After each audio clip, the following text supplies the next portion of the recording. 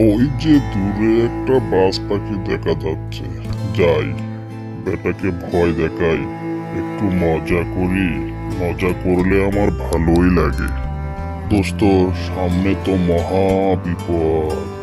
বিশাল এক জলোচ্ছ্বাস আসতেছে, ঘূর্ণিঝড়। গাছপালা সব ধ্বংস হয়ে যাবে, পশু পাখি সব মারা যাবে, কেউ বাঁচতে পারবে না। আমি বাপু ব্যাঙ মানুষ, কোনো এক খালের মধ্যে গর্তে লুকিয়ে পড়বো। তুমি কি করবে চিন্তা করো। যাই হোক, বেটা তাহলে ভয় পেয়ে পালিয়ে গেল।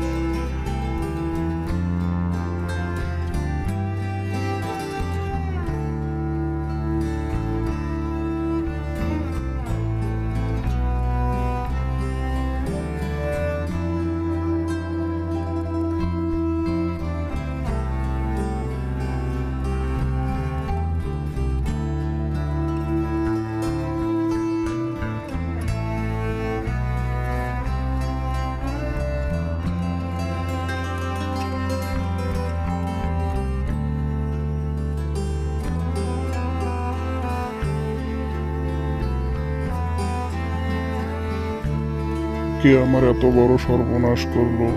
আমার কষ্টে লাগানো কলা গাছগুলো শেষ করে দিল। এদিকে তো গাবিকে যেতে দেখেছিলাম, তাহলে কি গাবি আমার এত বড় সর্বনাশ করলো? যাই সিংহ রাজার কাছে বিচার নিয়ে যাই, সিংহ রাজাকে বিচার দেই।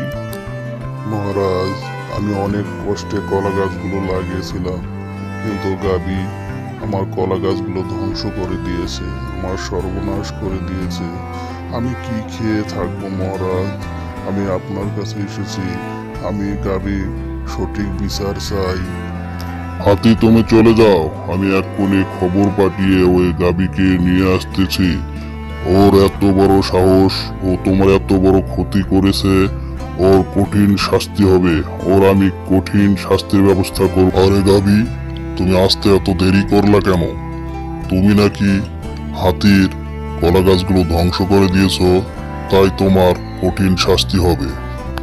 মহারাজ, সেই দিন আমি ঘাস খাচ্ছিলাম, হঠাৎ করে একটা লাল পিঁপড়ে আমার কানের ভিতর ঢুকে পড়ে। তাই আমার মাথা ঠিক ছিল না। আমি আশেপাশে কোনো গাছ না পেয়ে হাতির কলা গাছের সঙ্গে মাথা ঠুকরে ঠুকরে পিঁপড়েটাকে বাইর করি। আমি নির্দোষ মহারাজ, আমাকে আপনি ক্ষমা করে দিবেন মহারাজ। পিঁপড়ে, তোমার এত বড় সাহস, তুমি গাভীর কানের মধ্যে ঢুকে পড়েছিলে। এর আগে আমি তোমার বিচার করেছি, কিন্তু তুমি শুধরাওনি, তাই তোমার কঠিন শাস্তি হবে। তুমি যে অপরাধ করেছো, তোমার এই অপরাধের কোনো ক্ষমা নেই। মহারাজ, সেদিন একটি সাপ আমার বাসার ডিম ভেঙে দিয়ে চলে যায়। সাপটিকে ধাওয়া করতে গিয়ে ধরতে না পেরে আমি প্রতিশোধ নেওয়ার জন্য ক্ষিপ্ত হয়ে উঠি, মাটির উপরে থাকা সকল জীবজন্তুর ওপর হামলা করার জন্য। তাই গাভীর কানের ভেতর ঢুকে পড়ি। আমি নির্দোষ মহারাজ, সব দোষ ওই সাপের।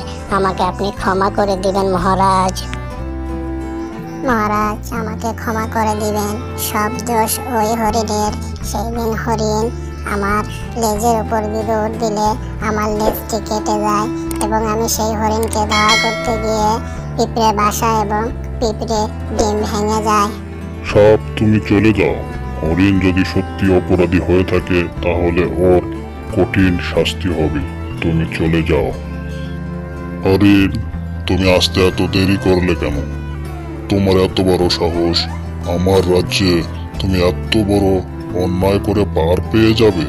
তুমি সাপের লেজ কেটে দিয়েছ, তাই তোমার কঠিন শাস্তি হবে। তোমাকে কঠিন শাস্তি ভোগ করতে হবে। মহারাজ, সেই দিন আমি একটা ডাব গাছের নিচে ঘাস খাচ্ছিলাম, হঠাৎ একটা বাজ পাখি আমার উপর দিয়ে উড়ে যায়। তারপরে কি যেন একটা আমার শরীরে পড়ে। আমি ভয়ে দৌড় দেই। দৌড় দেওয়ার কারণে আমার পা লেগে সাপের লেজ কাটা যায়। আমার কোনো দোষ নেই, অপরাধ সম্পূর্ণ দোষ ওই পাখিটার। আপনারা আমাকে ক্ষমা করে দিবেন মহারাজ। বাজ পাখি, তোমার কঠিন শাস্তি হবে। তোমার কারণে হরিণ দৌড় দিতে গিয়ে হরিণের পায়ের খুর লেগে সাপের লেজ কাটা যায়। মহারাজ, আমি নির্দোষ, সব দোষ এই ব্যাঙের। ব্যাঙ আমাকে মিথ্যে বলে, ভয় দেখাতে শুরু করে, বলে ঘূর্ণিঝড় আসতেছে, জলোচ্ছ্বাস আসতেছে, পৃথিবী ধ্বংস হয়ে যাবে, পশু পাখি সব মারা যাবে। তাই ভয়ে আমি ছুটতে গিয়ে ডাব গাছের সঙ্গে ধাক্কা খেয়ে একটা ডাব পড়ে হরিণের গায়ে। আমি নির্দোষ মহারাজ, আমাকে আপনি ক্ষমা করে দিবেন। আমার রাজ্যে মিথ্যাবাদী ও দুষ্ট ব্যাঙের কোনো জায়গা নেই।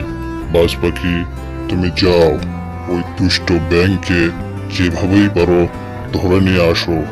ওকে আমি কঠিন শাস্তি দেব। ওর এত বড় সাহস, ওই আমার রাজ্যে বসবাস করে এত বড় অপরাধ কি করে করতে পারলো?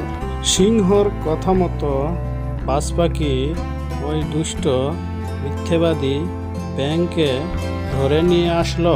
ব্যাঙ, তুমি মিথ্যে বলার কারণে এই রাজ্যের পশু পাখিদের অনেক বড় ক্ষতি হয়ে গেছে, তাই তোমার কঠিন শাস্তি হবে। মহারাজ, আমি আর মিথ্যে বলবো না মহারাজ। মিথ্যে বলে পশু পাখিদের ভয় দেখাবো না মহারাজ। আপনি আমাকে ক্ষমা করে দিন মহারাজ। কালকে এই রাজ্যের সকল পশু পাখির সামনে তোমার বিচার হবে। সকল সাক্ষ্য প্রমাণের ভিত্তিতে এই রাজ্যের নিয়ম অনুযায়ী সর্বোচ্চ শাস্তি মৃত্যুদণ্ড। তাই এই ব্যাংকে আমি যতক্ষণ পর্যন্ত মৃত্যু না হয় ঝুলিয়ে মৃত্যু নিশ্চিত করার জন্য আদেশ দিলাম।